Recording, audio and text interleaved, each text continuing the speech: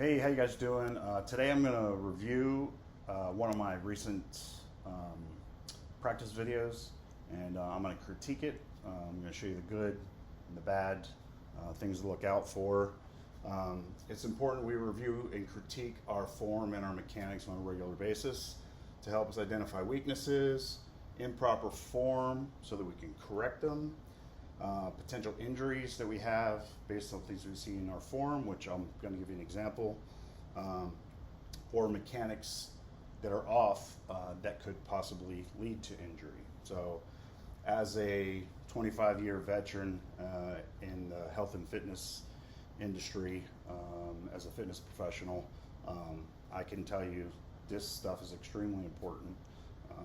Your mechanics are going to lead to good mechanics are going to lead to less injuries, and bad mechanics will inevitably lead to injuries. So the only way for you to identify those is for you to record yourself or potentially have somebody watch you. For me, it's better for me to record myself so that I can see it and I can point them out a little bit better than maybe somebody else.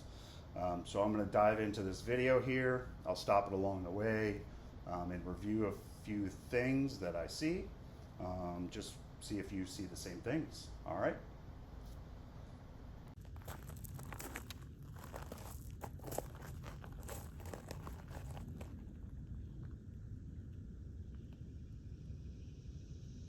All right, before I address that clip, first let me just preference. I'm just recording my practice sessions, so I'm not going through and consciously going through the steps. Most of my steps are subconscious by this point, and that's the point of drilling. So you should be able to drill your mechanics, and then at some point they become second nature to you. It's subconscious, and you just do them automatically. So in that clip, I'll play it again, but if you'll notice, the first thing I do is check my stance, right? That's the number one thing. Make sure you have a good stance. Make sure you have a good solid foundation. And then from there, if you watch my hand on the bow as my bow is down low, getting ready to pull it up, you'll see me adjust my hand on that bow just to make sure it feels right and I have the proper grip before I even start to hook and pull back on my string. So take a look at it again and see if you notice that.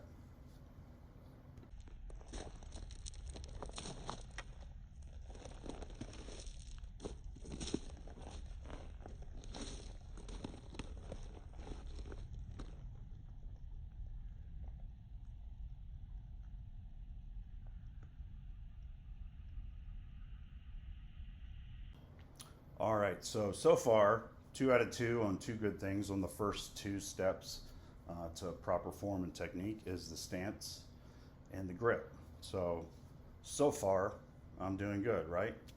Well, let's take a look at the next clip and see how I do.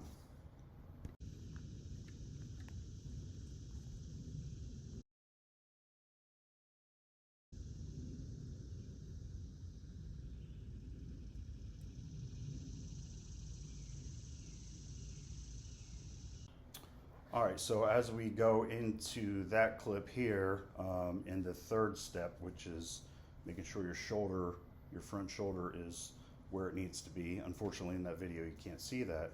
However, you can see something with this shoulder that I'm pulling back with. If you'll notice my mechanics, I'm going to slow it down so you can see me kind of do some unnatural move, and my elbow's not very high to pull that bow back. If you look closely when I slow it down, you'll see that I'm struggling a little bit to pull that back, which typically I can hold my bow straight out. I can pull it back. I do 200-300 reps at a time in a day, and so it's not the weight of the bow. My shoulder's been sore, and I thought it was fine, but obviously when I looked at that video, it wasn't so fine because I'm overcompensating. I'm trying to use an unnatural movement to pull my string back, and that improper mechanics, given a sore shoulder, can lead to, obviously there's still a little bit of injury or just tightness or something in there that I'm trying to overcompensate and use some weird movement to kind of get my bow back.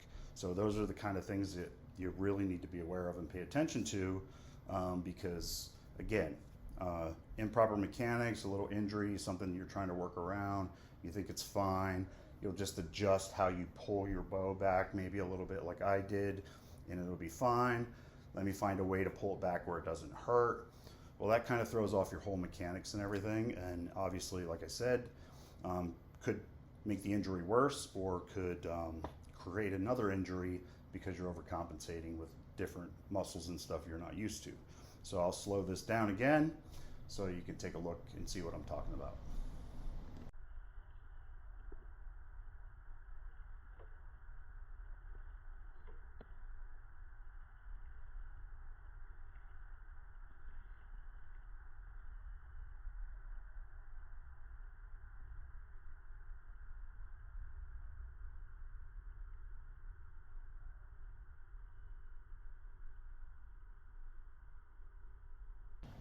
All right, hopefully you saw what I was talking about, and I was struggling a little bit and a little unnatural movement there. I couldn't get my elbow high enough. So I think you got the point on that one. So the next thing is in the steps of the proper mechanics is acquiring your anchor point, which you'll see in this next video, and anchor point and then peep.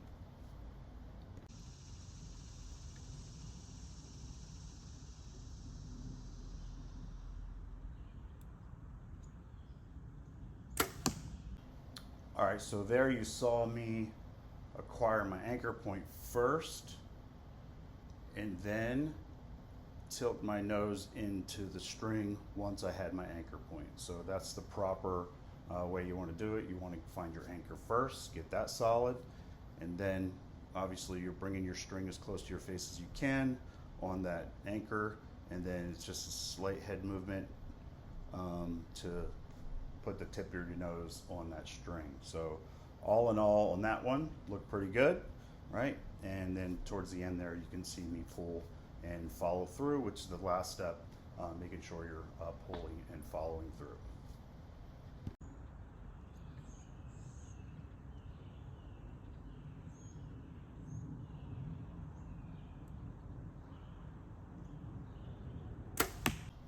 All right, so one more thing on that last clip was you saw me once I got my anchor point and once I acquired my peep, then I let my pin float a little bit until it was consistently floating where I wanted it before I released my safety on my thumb before I pulled back and followed through on that one. So that's all I'm going to show you on this clip. So that's the whole process right there, and a little critique of my own mechanics and stuff. And again, I'd like to reiterate the importance of doing this. Sometimes you feel maybe a little self-conscious carrying around a tripod and a camera and setting it up every time you're shooting somewhere. Don't worry about what other people think. You're trying to get better, you're trying to avoid injury, you're trying to improve your mechanics so you can be better, more accurate, and the more accurate are, the more you're going to enjoy the sport or hobby of archery, whatever you're in it for. So hopefully you got something out of that. And again, just want to reiterate how important all these steps are and how important it is to pay attention to all your mechanics.